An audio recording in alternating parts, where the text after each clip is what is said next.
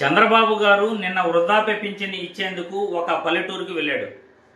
ఇసుకేస్తే రాలనంత జనం.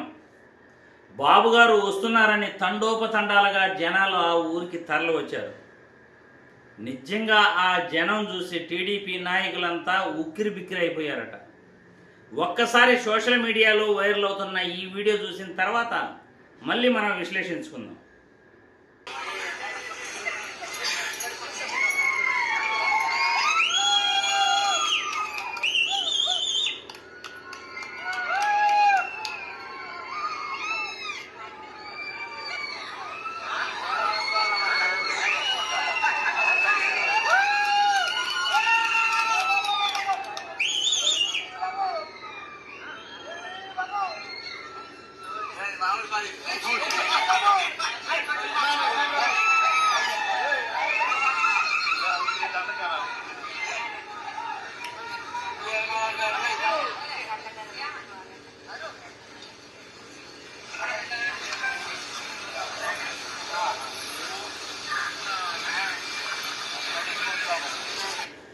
చూశారుగా, సోషల్ మీడియాలో వైరల్ అవుతున్న వీడియో మీరు చూశారుగా, జనాన్ని కూడా మీరు చూశారుగా.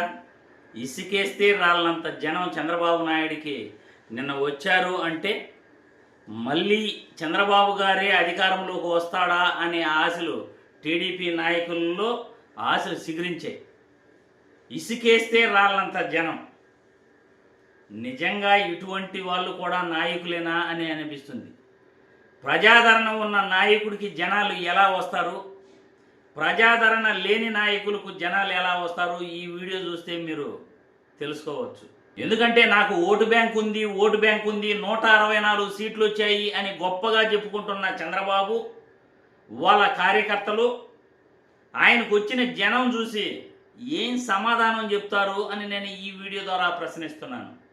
ఈయనకా నిజంగా ఓటు బ్యాంక్ ఉంది అని రాష్ట్ర ప్రజలందరూ కూడా ఈరోజు సోషల్ మీడియాలో వైరల్ అవుతున్న ఈ వీడియోలను చూసి సిగ్గుపడుతున్నారు.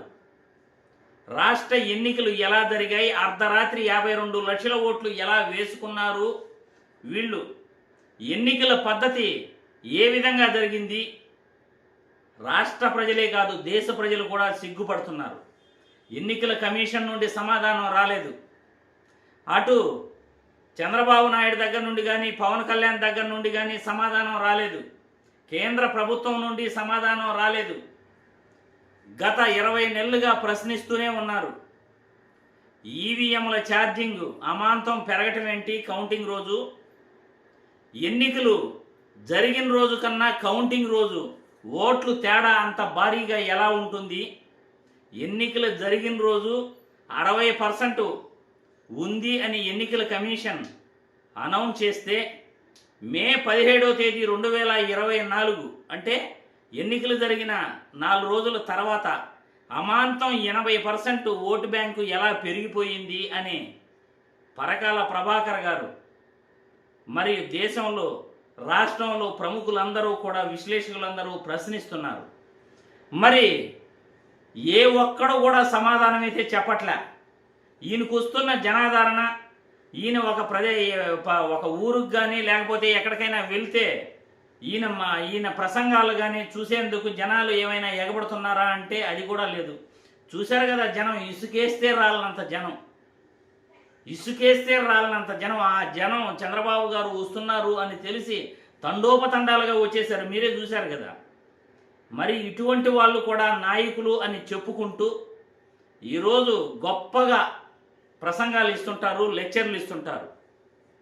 మరి ఒక లీడర్ ఎలా ఉండాలి, అతను ఎలా పరిపాలన చేయాలి, ఆ పరిపాలన తర్వాత ఆ నాయకుడికి ఎంత క్రేజ్ ఉంది, గుంపుగా 10 పార్టీలు కలిసి వచ్చినా కానీ సింగిల్గా 40% ఓటు సంపాదించుకున్న జగన్మోహన్ రెడ్డి ఈరోజు అడుగు పెడితే ఆయన క్రేజ్ ఎలా ఉందో ప్రతి ఒక్కరికి తెలుసు. దేశంలో కేంద్రం కూడా ఇంటెలిజెన్సీ రిపోర్ట్స్ వెళ్తుంటాయి, వాళ్ళకే తెలుసు, మనం చెప్పాల్సిన పనే లేదు. మరి ఇసుకేస్తే రాలనంత జనం వస్తున్న చంద్రబాబు గారికి 164 సీట్లు ఎలా వచ్చాయో టీడీపీ నాయకులు, చంద్రబాబు గారు, కూటమి నాయకులందరూ కూడా సమాధానం చెప్పాలి.